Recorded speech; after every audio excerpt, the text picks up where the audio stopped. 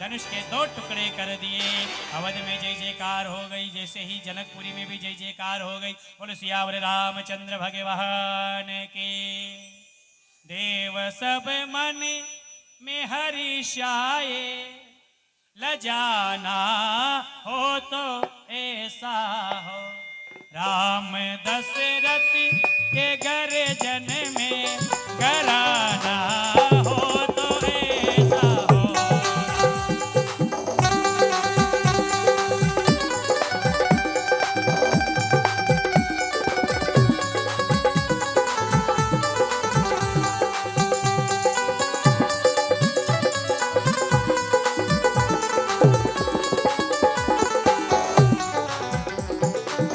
राम जी का जानकी जी के साथ मंगलमय विवाह हुआ, माला हुई है। उसके बाद में देखो संदेश मिला है अवधपुरी में। भरत जी शत्रुघ्न जी भी बारात लेकर के आए। चारों ही भाइयों का जनकपुरी में मंगलमय विवाह संपन्न हुआ है। सियावर रामचंद्र भगवान की, भरत भैया की, शत्रुघ्न भैया की, लाडले लखन भैया की, चारों भैयाओं का मंगलमय विवाह हुआ है। अब तक की आनंद की कथा है, अभी तक की आनंद की कथा है। चाहे आपके घर में विवाह हो, चाहे राम जी का ही विवाह क्यों नहीं हो, जब तक विवाह की ये परंपरा होती है तब तक सभी को आनंद रहता है। जब बेटी के लिए कन्यादान करते हैं तब तक आनंद रहता है। पर एक घड़ी ऐसी आती है जब बेटी को विदा किया जाता है। जब बेटी को विदा किया जाता है, हमारे समाज में बेटी एक ऐसा पात्र है जो 2 कुलों को उजाला देती है। जो 2 कुलों को उजाला देती है एक बेटी। संतों ने लिखा है बड़े भाग्यशाली वो माँ बाप हैं जिनके घर में बेटियां होती है।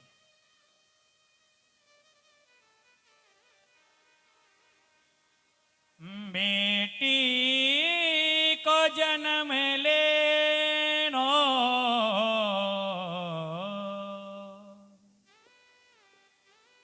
कोई संत लिख्यो है पार। राजा की हो या गरीब की, कोई राख सको नहीं पास। बेटी चाहे राजा के घर में जन्म ले, गरीब के घर में जन्म ले, पर बेटी को विदा देना पड़ती है। माँ बिलख करे जब रोती है, बेटी की विदाई होती है। जिसे पाल पोस कर बड़ा किया, वो आज चली अपने घर को। बेटी की विदाई में न आंसू आए, वो बेटी की विदाई क्या जाने। जिसने कन्या धन गरी जनियो नहीं, वो बेटी को क्या जाने। जाके पावन फटी हो विवाही, बेटी की विदाई क्या जाने। क्या समझेगा महाराज की बेटी क्या होती है। जिनके घर में बेटियां होती हैं, पिताजी अगर कहीं से रात में आए, बेटी ठंड लग रही है थोड़ी चाय बना दो, बेटी कभी ये विचार नहीं करेगी कि बनाऊंगी कि नहीं बनाऊंगी, तुरंत उठ जाती है, जी पापा अभी बना देती। थक करके आया हूं, पांव दर्द कर रहे हैं। जी पापा अभी दबा देती हूँ। क्या क्या सेवा जब बेटी करती है, बेटी विदा होती है,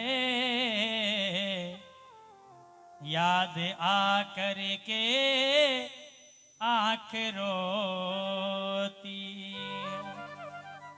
जनक जी ने तो महाराज सुनैना जी ने तो जानकी मैया को देखो बेटी के रूप में जन्म नहीं दिया, अमानत के रूप में पाया है। इन्होंने हल चला रहे थे तब पेटी संदूक से बेटी निकली है, कितने लाड़ प्यार से पाला है। जब राम जी की विदाई होने लगी, 4 बेटियों की 4 डोलियां सजी है। उस समय देखिए सारी सखियां जानकी मैया को विदाई देती। जानकी मैया एकदम डोली में बैठते बैठते आई दौड़ करके सुनैना माँ के हृदय से लग गई। सुनैना माँ से सखियां छुड़ाने का प्रयास करती है, पर जानकी मैया अपनी माँ को छोड़ नहीं पा रही है। से सखियों ने माँ से छुड़ाया। जानकी मैया जनक जी के जाकर के छाती से लिपट गई।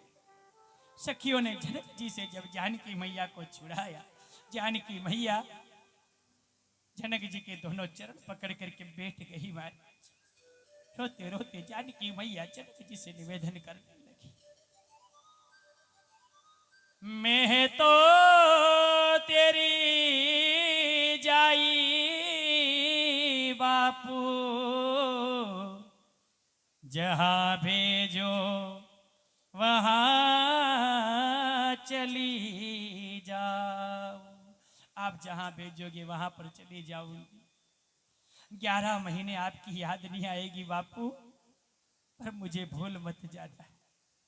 दिवाली निकल जाए चिंता नहीं, वैसाखी निकल जाए चिंता नहीं, हरियाली अमावस्या निकल जाए चिंता नहीं, पर माने राखी पेली जो बुला। एक राखी पे तो कम से कम याद कर लेना, बाकी और आपसे कोई शिकायत नहीं है। जहां भेजोगे वहां चली जाऊंगी, बस एक राखी पे याद कर लेना, बाकी तो मेरा भाग्य मेरे साथ है। जानकी मैया की विदाई होती है, सखियां मंगल गीत गाती है। जानकी मैया बार बार पीछे पलट के देखती है, दौड़ दौड़ करके आना चाहती है, पर सखियां पकड़ लेती है। जानकी मैया की विदाई हुई है। महाराज जनक पत्थर से खड़े हैं, आंख से आंसू टपकते हैं, कुछ कहने की आज स्थिति नहीं।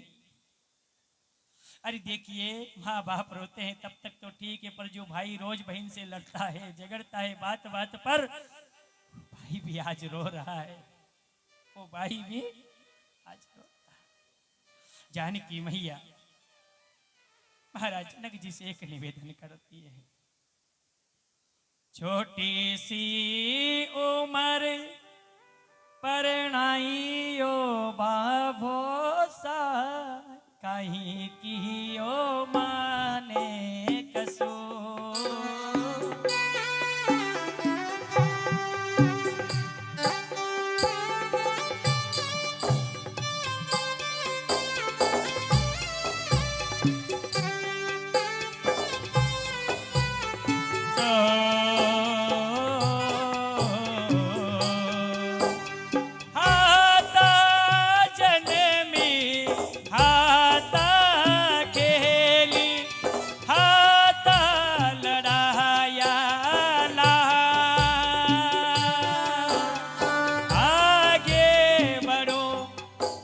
पाछा पड़े आई की ओर कसो,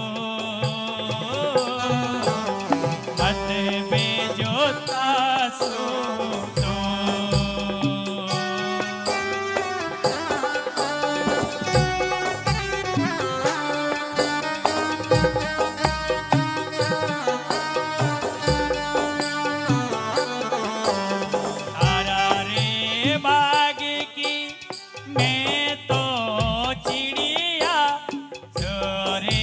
बाग की हुई रे चढ़कली, हो रे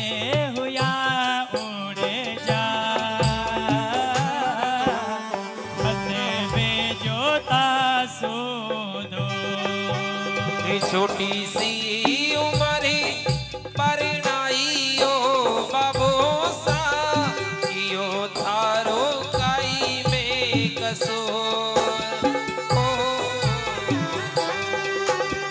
अखंड सुहागण बड़े भागण अखंड सुहागण हो बड़ भागण नेहणारा मोती लुढ़का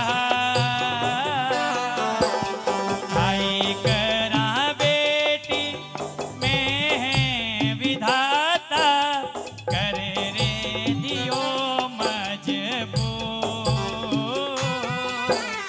काहे तो दुनिया दसतो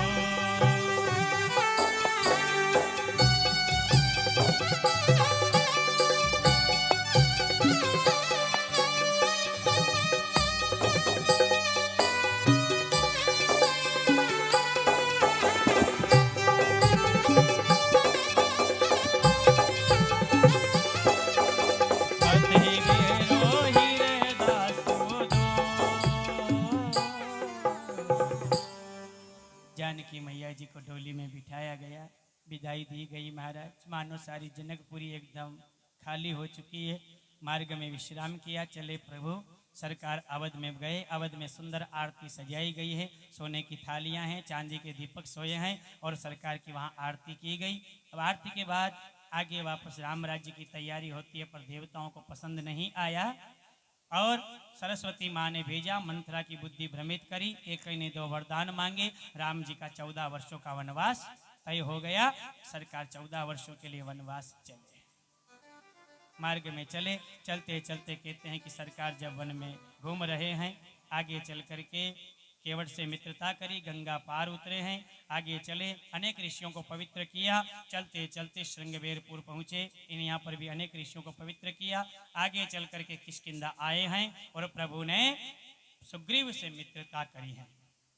प्रीत सुग्रीव से करके गिराया बाणी से बाली, दिलाई नार फिर उनकी दिलावर हो तो ऐसा हो। सुग्रीव की मित्रता, बाली को निज धाम पहुंचाना, सुग्रीव की पत्नी उनको देना, अंगद को युवराज पद देना और वहां से आगे चले सरकार।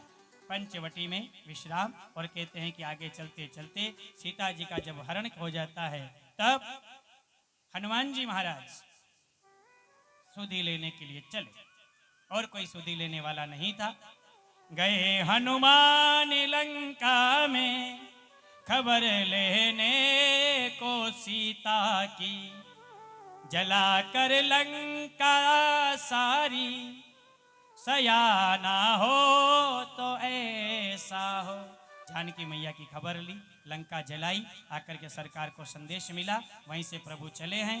आकर के सेतु के किनारे रामेश्वरम की स्थापना, बांध से तो समुंदर में उतारा पारी सेना को, मिटाया वंश रावण का, हराना हो तो ऐसा हो।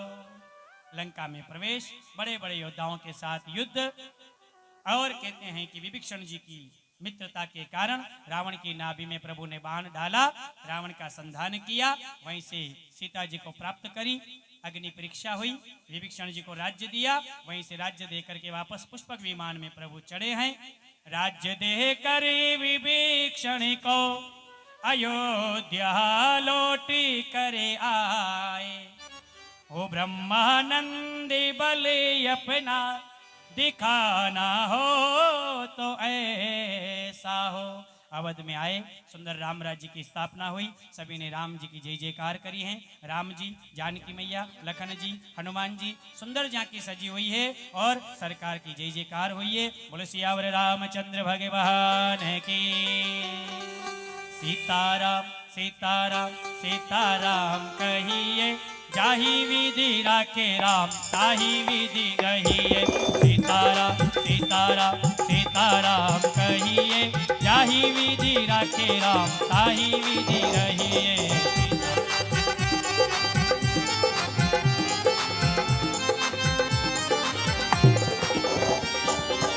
जाही विधि राखे राम ताही विधि रहिए, जाही विधि राखे राम ताही विधि।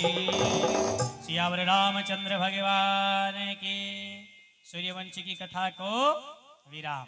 अब चलते हैं चंद्रवंश की ओर। 4 दिनों से इंतजार कर रहे हैं, कृष्ण का जन्म होगा।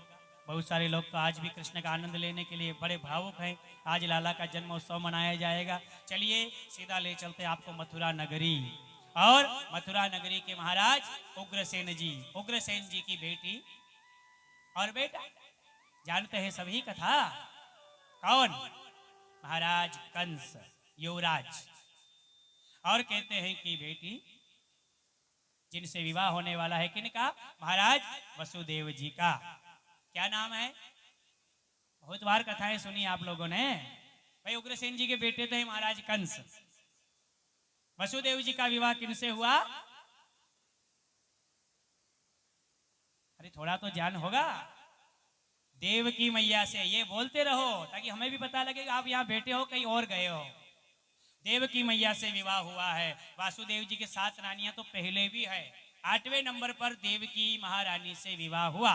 कंस का बड़ा प्रेम था बहन से, इसीलिए खुद ही रथ लेकर के छोड़ने के लिए आता है। मार्ग में आकाशवाणी होती है कि तुम जिसे छोड़ने जा रहे हो इसी की 8वीं संतान तुम्हारा काल बन करके आएगी। बोल कृष्ण कन्हैया लाल के।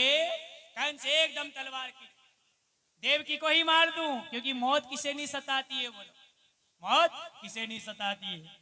वसुदेव जी ने तलवार पकड़ ली। अरे भैया मारो मत, इसकी संतान चाहिए ना, इसकी हर एक संतान में आपको ला करके दूंगा, वचन देता हूं। पिताजी को इस बात की खबर लगी उग्रसेन जी को। उग्रसेन जी को ही कंस ने बंदी बनवा दिया, जेल में डलवा दिया। वसुदेव जी को जेल में, देवकी को जेल में, खुद ही राजा बनकर के बैठ गया, मुकुट अपने हाथों से पहन लिया। अब समय आया है, देवकी जी ने गर्भ को धारण किया, पहली संतान हुई। वसुदेव जी वचनों के अनुसार संतान लेकर के आए। लीजिए महाराज मेरी पहली संतान। कंस ने कहा नहीं नहीं, मुझे तो 8वीं संतान से भय है, मैं पहली क्यों मारूं? जैसे ही वो संतान को छोड़ करके आया, इतने में नारद जी आए। नारद जी ने एक फूल लेकर के कंस के सामने घुमाया। महाराज बताओ इस फूल की कौन सी पंखुड़ी 8वीं है, कौन सी पहली है?